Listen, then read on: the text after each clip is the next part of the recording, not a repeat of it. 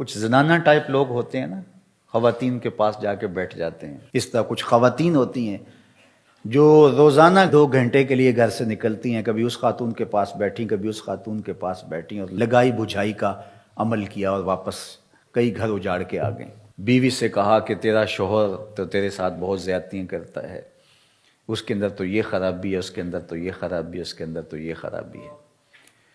تو اس طرح میاں اور بیوی کے درمیان نزاع کھڑا ہو گیا. اگر ان کی زندگی گزرے بھی تو تلخ گزرے گی، نہیں تو طلاق پر نتیجہ پہنچے گا. اور طلاق جب ہوتی ہے اللہ کا عرش بھی کانپ اٹھتا ہے.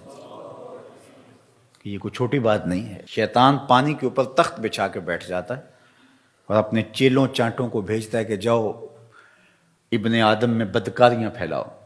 کوئی کہتا ہے میں چوری کروا کے آیا ہوں، کہتا واہ واہ بڑا اچھا کام کیا تم نے.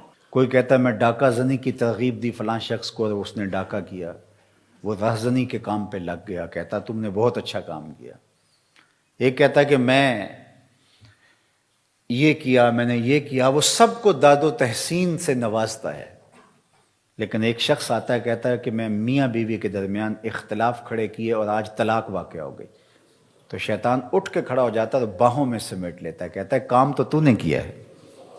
تو میرے اور آپ کے آقا و مولا حضور ختمی المرتبت صلی اللہ علیہ وآلہ وسلم نے ارشاد فرمایا لیس منا من خبب امرأة علی زوجہا ولیس منا من خبب عبدا علی سیدہ.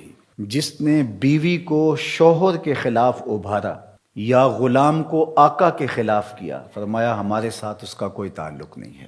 بیوی کو جا کے شوہر سے بدزن کرنے کی کوشش کی، فرمایا ہمارے ساتھ اس کا کوئی تعلق نہیں ہے.